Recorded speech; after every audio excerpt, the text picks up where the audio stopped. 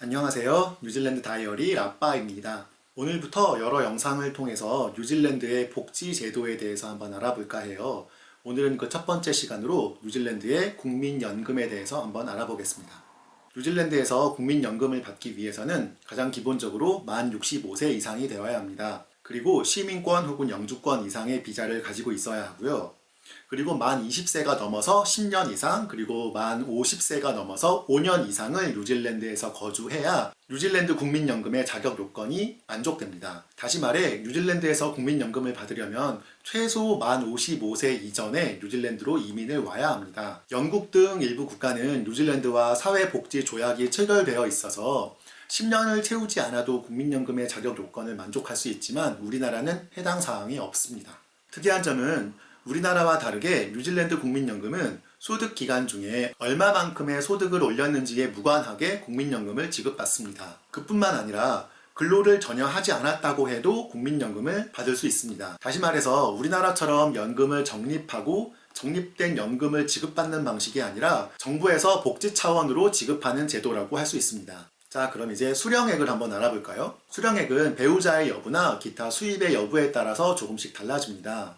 가장 일반적이라고 할 수 있는 부부 모두 65세를 넘기고 연금 외에 수입이 전혀 없다는 가정을 하면 부부가 각각 격주로 632.22불을 지급받을 수 있습니다. 한 달 31일 기준으로 보면 부부 합산으로 2,800불을 지급받을 수 있습니다. 하나로 치면 한 210만원 정도가 될 것 같아요. 저희 4인 가족 한 달 생활비가 한 200만원 안팎인 걸 생각해보면 부부가 연금을 받으며 살아가기에는 전혀 무리가 없는 금액인 것 같습니다. 만약 배우자가 없고 연금 외에 수입이 전혀 없는 경우라면 격주로 822.30불을 받을 수 있습니다. 이 역시 31일 한 달 기준으로 환산해보면 1,820불이 되고요. 한화 기준으로 보면 140만원 정도가 됩니다. 우리나라 최저 생계비보다 높은 금액이네요.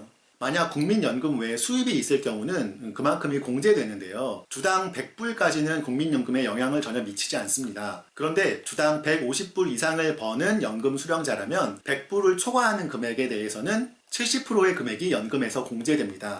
예를 들어 150불을 버는 연금 수령자라면 100불까지는 영향을 미치지 않고요. 100불을 초과하는 금액 50%에 대해서 70%의 금액 35불이 연금에서 공제되는 것입니다. 만약 부부 한 명만 국민연금 자격이 되고 한 명은 65세가 되지 않아서 자격이 되지 않을 경우에는 부부의 합산 소득에 따라서 아주 다양한 옵션이 존재해요. 어떤 것이 유리하고 어떤 것이 불리한지 이런 부분을 워크앤인컴에서 자세하게 설명을 해주고 있거든요. 다양한 예시와 함께. 하지만 저 같은 경우 아직 연금을 받기까지 20년 이상이 남아있고 이 영상을 보시는 분들도 아마도 그렇지 않을까 싶어서 이 부분은 이 정도로 정리하고 넘어가도록 하겠습니다. 그리고 뉴질랜드에서 연금을 받으면서 생활비가 저렴한 동남아에서 거주를 하면 어떨까 하고 생각하시는 분들도 있을 거예요. 저도 그런 경우거든요. 해외 거주자에 대한 연금 규정이 이민자에게는 조금 불리하게 적용되어 있습니다. 만 20세부터 만 65세까지 45년간을 뉴질랜드에서 모두 거주한 경우에는 해외 거주자라고 할지라도 연금을 100% 지급하지만 그렇지 않은 경우는 뉴질랜드에 거주한 기간별로 차등 지급을 하고 있습니다. 저 같은 경우 만 40세가 거의 다 되어서 뉴질랜드로 이민을 온 경우이기 때문에 만 65세까지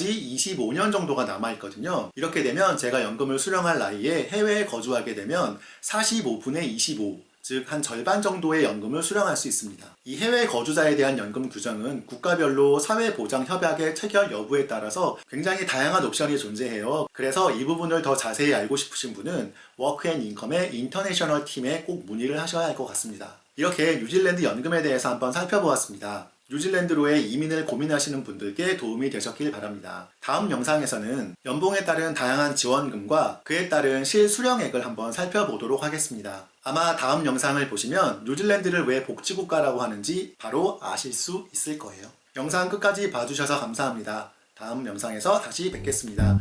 구독과 좋아요 잊지 마세요. 안녕.